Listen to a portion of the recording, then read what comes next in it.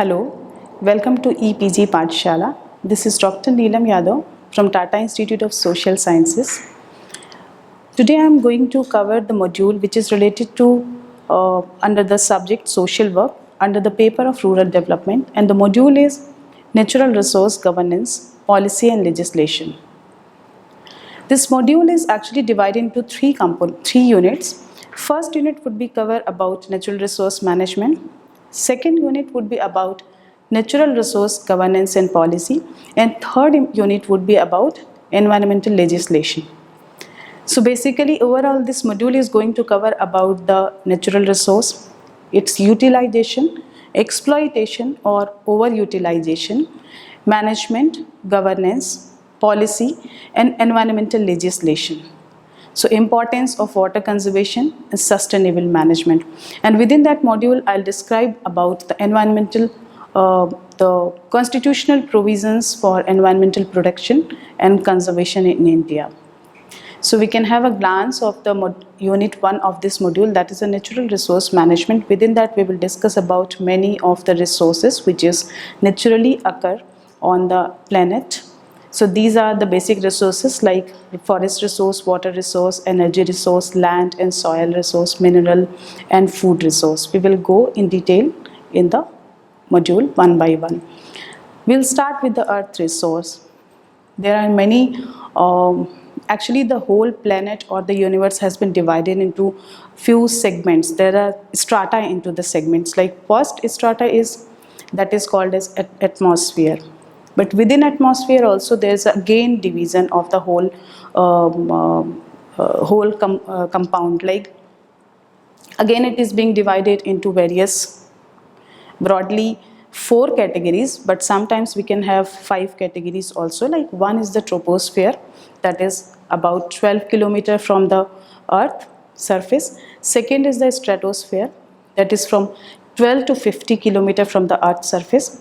After that there is a mesosphere also has been mentioned by some of the environmentalists, while some of the environmentalists has mentioned only thermosphere, that is from 50 to 700 kilometers, and the fourth one is the exosphere, which is beyond the 700 kilometers. But we will not go into the detail of this because our concern is other things which is related to earth resource only. So especially in atmosphere we are having oxygen, we are having ozone layer, or we are having rest of the things or components which is required for living being, or which is required for survival of the flora and fauna which is existing within the atmosphere. Second important layer is the hydrosphere, where we are having all the water bodies in different forms, either it is in ice form or it is in the liquid form or it is in a gaseous form. Next is the lithosphere, which is related to the soil and different forms of minerals that ultimately form the soil. It could be segmented one, or it could be like different minerals and biomass which actually help to construct the soil. And fourth one is the biosphere. Within that all the living beings are involved with their biotic and abiotic components. So these are the 4 spheres of the earth. Next is the natural vegetation. That vegetation means that includes all the green or all the kind of like trees, shrubs, creepers and bushes, or all these we can say that flora is there, which is considered as a natural vegetation that covers within the within the country. It has been divided broadly in 5 parts on the basis of their geographical as well as climatic differences. Like 5 are moist tropical evergreen and semi-evergreen vegetation that occurs in a temperate region in a very high altitude. Second one is the moist tropical deciduous vegetation that is also on the high altitude but little bit beneath of that. Third is dry tropical vegetation. Basically it occurs in the deserted area or where there is a arid or semi-arid land. Fourth is the tidal vegetation, where there is a swampy land or there is the most dynamic climatic conditions occurs. And next one is the mountain vegetations that is also in the high altitude. Within the forest resources, if we'll talk about the functions of the forest resources, so broadly we can see there are many more, but I have mentioned only few which is most important, like watershed protection. This is nothing but a kind of catchment area where there is one single outlet. So we are trying to recharge the groundwater, that is the watershed protection, and forest resources actually help into that. Next is the atmospheric regulation. Atmospheric regulation means there is a number of nutrient cycle which is existing, which is occurring in the atmosphere. So all these cycles as well as the flow of energy is being balanced because of the forest resources. Erosion control. Erosion control with the help of these trees or all the vegetations are having roots which is binding soil particles. So it helps to control the flow of the soil particles to get eroded. Land bank, because lot of nutrients as well as this upper surface of soil, the top soil, which is very crucial and which is very fertile for agriculture purpose and which is having nutrient component also. So this is a kind of land bank which helps because of the forest resources. Local use, of course, the local people, they are residing nearby the forest, they are utilizing all the product as well as byproduct which is coming out from the forest. So this is for their consumption. Apart from the consumption, they are using some of the part or some of the product which comes from the forest for the market purpose also. There is one example which will show how this there are some efforts is being done by the government as well as the community people for conservation of the forest resources. There is one concept that is a joint forest management, this is called. This is actually nothing but the joint effort of the government as well as the local communities. Like it can be seen in the slide also. The forest department has started this in Midnapur in West Bengal in 1972, and the concept or the main objective of the joint forest management was local people will form a joint forest protection committee, and that forest protection committee will take management as well as all the control over the resources of the forest. And this social forestry has also its formal origin in India, that was reported after the National Commission on Agriculture in 1976. There is another important example of the conservation of this forest that is called as a Chipko movement. Chipko movement, the terms itself means the embrace of the trees or embrace or the hugging of the trees or the plants. That has been started long back, almost 260 years before, and it was started by the Bishnoi community that was there in the Rajasthan in 18th century. Actually, it has been started like before, because there was the this Maharaj of Jodhpur. He has given a kind of instruction to fell all the trees. The group of women has taken initiative which was led by one lady, that was Amrita Devi. They all have decided to hug all the trees around that, so nobody would be able to touch to the tree. So this was a kind of hugging the tree that was becomes a movement because it was in a massive level, and that further has been deployed in 1973 also in other parts of country also, like in rest of the Himalayan region as well as in UP, in Uttar Pradesh also. And that movement has been encouraged in Himalayan as well as Uttar Pradesh is because of the support of one NGO, that was the Soli Gram Swarajya Sangh, and that has been provoked because the government has given order to cut the forest for preparing of the sports good over there. So it has been agitated to all the local people because they also have demanded before for preparation of some material out of the some agricultural based tools out of the forest, and that government has denied. So because of that instruction or that new demand of the government, everybody has been agitated and they have decided no, they will not allow government to cut the trees. So they also have taken it further. Like that, this movement is still being continued in other parts of countries also. Another important resource, that is water resource. Like it is very common, India is very much prone for flood and drought. It is being very common. Almost actually India ranks first in case of irrigated area, and into this almost 1/8 portion of the geographical land is more prone for flood, and 1/6 of the geographical location is more prone for drought. So these are the kind of situations which is related to water, either because of efficiency or because of deficiency. So we need to have to look into the resources of water so we can conserve properly in order to make it properly utilized. Like basically we are having four main resources of water. Like one is the surface water, second is the groundwater and or underground water, next is the atmospheric, and fourth one is the oceanic water. In order to protect, as I mentioned, in order to conserve the water resources, there are one practice which is called as a rainwater harvesting. This is nothing but a conservation or a kind of recharge of the underground water by collection of the rainwater. So this is because if there is a scarcity of surface water, then we are looking for the rainwater harvesting, or if the growing dependence or under, because the plants or agriculture is basically depend on underground water, so this is also required to increase the infiltration rate of the land. So we are recommending for rainwater harvesting. And third is because of the over exploitation, as we know, because of urbanization it is being happen, so requirement of water is being increased while the water table is being going down, so we need to look for the rainwater harvesting. Government is also taking some initiative. As I mentioned earlier also, this country, India, is more prone for flood and drought. So in order to resolve this kind of issues, this kind of problems, government also has taken an initiative in order to make river linkage program.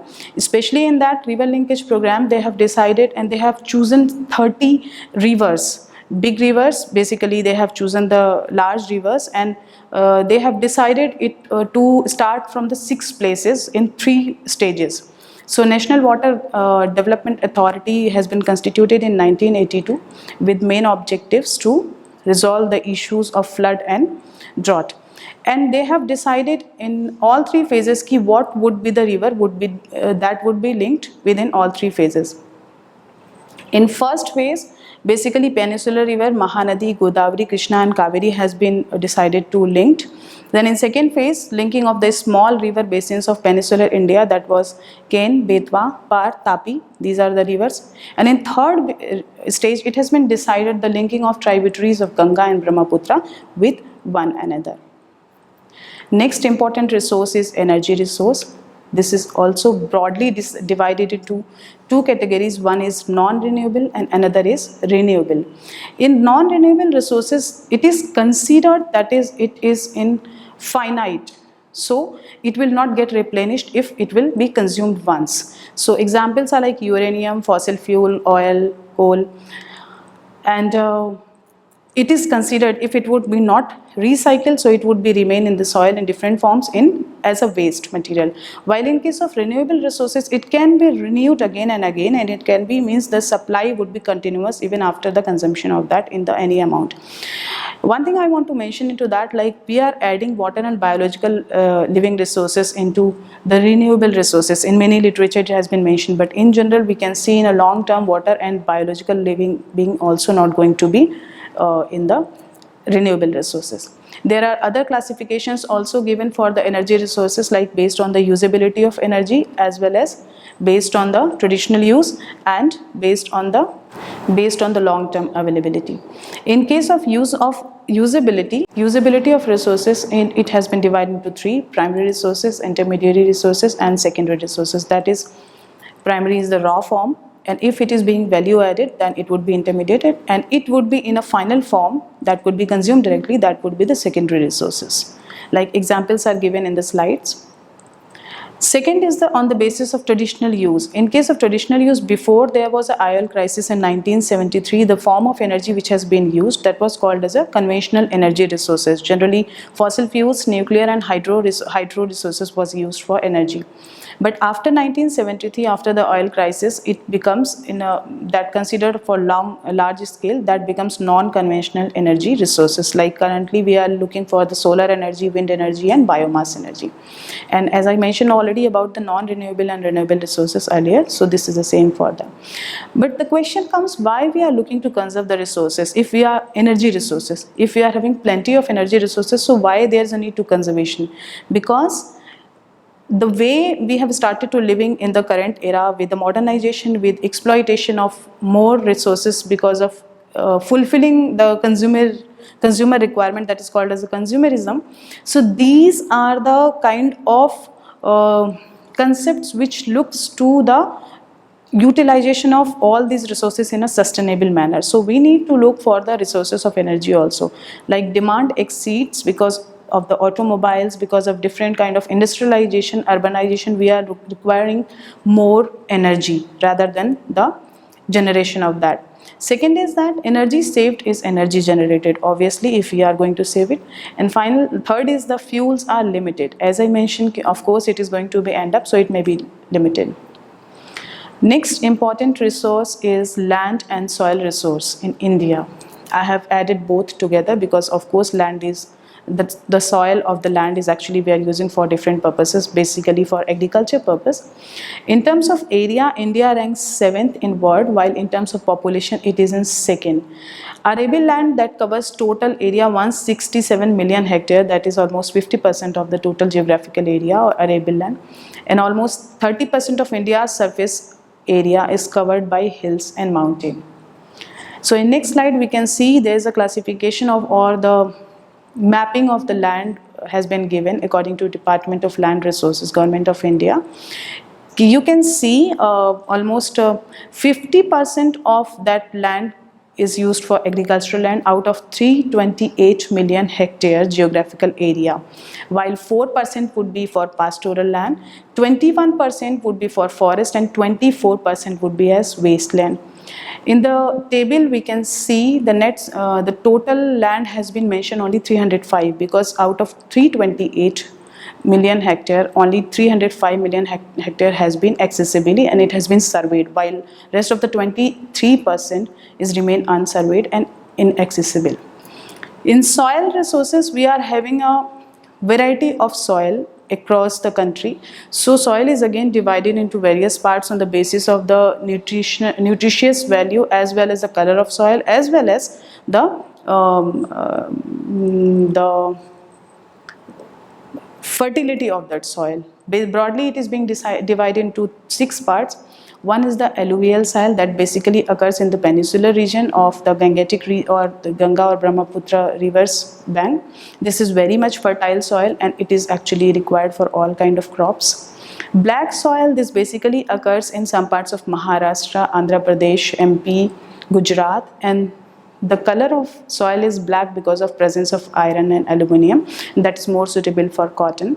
Red soil, that is also suitable for some crops like oil seeds and like lentil or some pulses, but this is not very fertile like alluvial.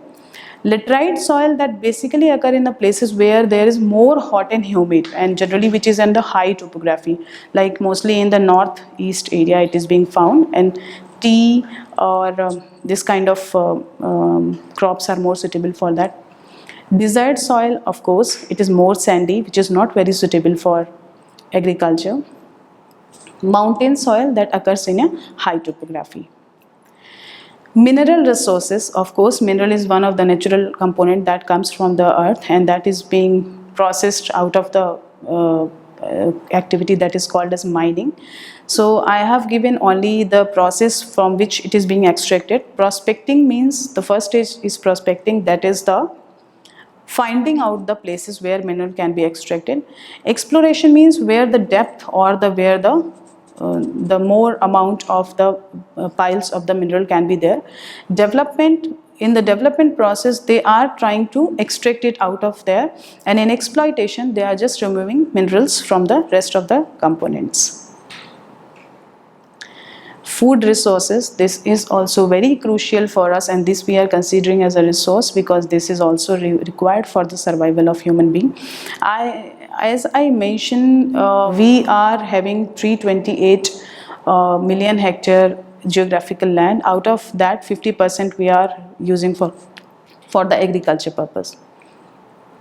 So within that, even being having that much of land, even the production that is coming out of the land is not sufficient for the country. But after green revolution in 60s, in the decade of 60s, we could get self-sufficiency for the food. But even then we are having some issues, like now we are having more technologies, more mechanization into the agriculture to grow the fruits and foods. But even we have few questions like, are fertile soil are being exploited faster than they can be recuperate. Forest, grassland and wetlands, they have been converted in agricultural use. That is also one of the main concern for the ecological balances. Our fish resources, marine and inland, that also show a kind of exhaustion. And there is a great disparity in the availability of nutritious food because of mechanization, because of application of lot of chemicals and pesticides. So we are having a concern for the food security, and government is having lot of provisions for food security also. There is a food security bill also. Fisheries I have mentioned because, as I mentioned, the fisheries or the fish resources also being exhausted. So it is being found that out of the whole resources of fish, almost 44% of the fisheries has been already overexploited. And we can understand because of lot of genetic transformation and mechanization or the biotechnology, this is also responsible for somehow genetic diversity, or there is a loss into that. Another unit which is also in the same module of the natural resource management, governance and policy. This is the natural resource governance and policy. So we can look into that, what are the requirement or how the international laws are having any kind of approaches for the natural resources policy. There are basically three ways in which international law seems important to think about international resource policies. Like if there is a differing legal concept of natural property rights affect the structure of international resource arrangement, or if there is a dispute about international law reveal underlying differences in view of equity or fairness in international natural resource arrangement, or if there is international law that can help nations reach cooperative arrangement for dealing with the natural resource problems. I would discuss about few important acts which is related to forest policy. Like it is during the colonial period, in the Forest Act 1865, it was also it has been first started of the Forest Act, in which the state has empowered to the government has empowered to the state where there is a forest resource that can be considered within the state. Second was Forest Act, that was also just exaggeration, or it can be said this is the comprehension of the previous Forest Act, but within that it has been divided again in various parts, like preserved forest, village forest or protected forest. So this is the basic difference within that. In post-colonial, there was again some forest policies, like Forest Policy of 1952, then Forest Act 1980 and Forest Act in 1988. In regard to all the Forest Act, government has implemented one more act, that was the Panchayat extension in scheduled area. That was very important act actually in order to give rights to the tribes. And you can see how it has been empowered to the tribes. It means all the powers related to the control as well as management of the forest resources has been given to the tribal areas. National Food Security Act, as I mentioned in the resources, there is a concern now to think about the food security. So we are having the public distribution system. Even then we are facing a lot of difficulties in the getting food for the below poverty line people or above poverty line people. So now we are looking to the shift in the approach. There is a big paradigm shift from the welfare approach to the right approach. And in concern of that, as I mentioned, there was a lot of lacuna in terms of implementation of the public distribution system. So because of that, government has gone beyond a level that was called as a targeted public distribution system. It has been started in 1997, but even then there are some problems we have been faced in the targeted public distribution system also. And basically it is because of it has not been surveyed, it has not been identified properly who will come under the BPL or who will come under the APL.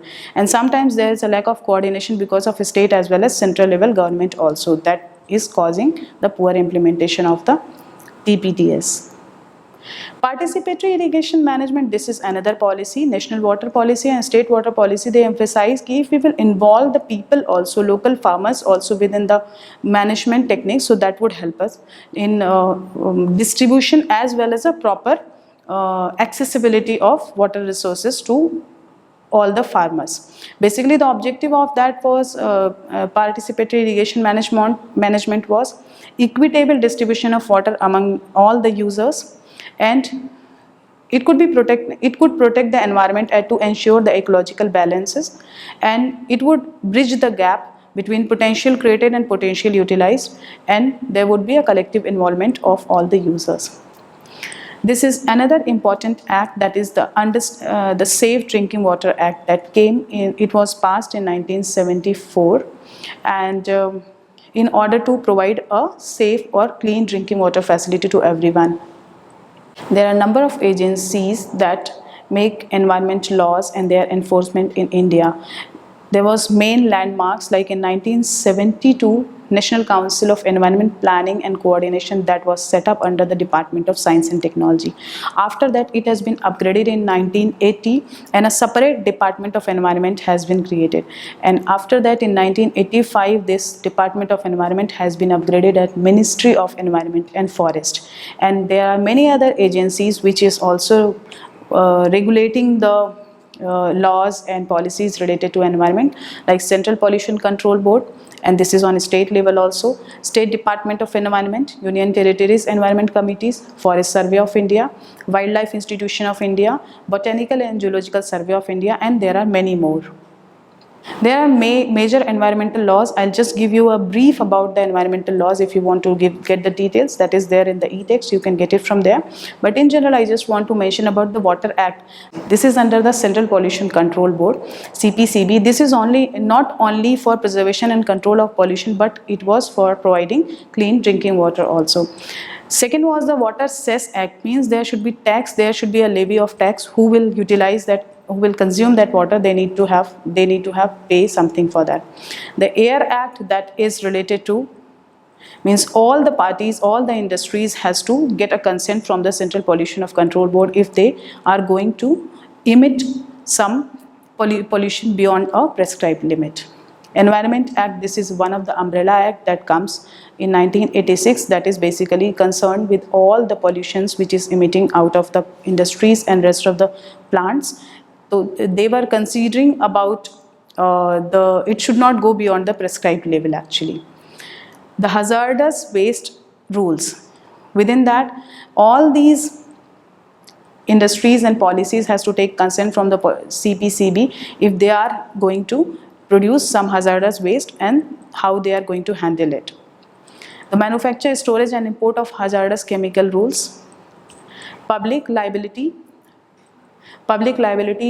Insurance Act that came in 1991. This was the liability of the owner actually. If there is some emergency or some kind of disaster will happen, so they have to provide the compensation to the rest of the parties. National Environmental Tribunal Act, this is also almost same. In case of any disaster, any situation, they have to provide compensation. So these are some of the environmental related legislations. You can get all the details from the text. Environmental audit. This is one of the environmental protection rule that made the submission of an environmental audit report, that was a compulsory. For that there is eco mark. This is a mark which is given for if this is a clearance which is given from the environmental impact. So they will, Ministry of Environment and Forest would provide a mark that would show this got clearance. This is a tilted pot, earthen pot, that will be called as an eco mark. In Constitution of India also we are having the right to life that contains in Article 21, that is also have the right to clean and human environment. There are basically two kind of policies. One is protectionist policy, means there is a ban on the products which is not, or there is a provision on these products which is not good for from the point of view of environment. Like you can see there is a ban of the leaded petrol and use of plastic bags, and another policy is improvisionistic policy, where we are trying to encourage those things which is more utilized or which is more beneficiary for the environmental purpose. Like we are looking for the CNG, low sulfur fuel, tree plantation and many more. This is the role of Pollution Control Board. The Pollution Control Board, that is a statutory organization. It has been formed in 1975 in order to control over all the organizations, all these industries and plants, to look after the range of the pollutants which is coming out from them.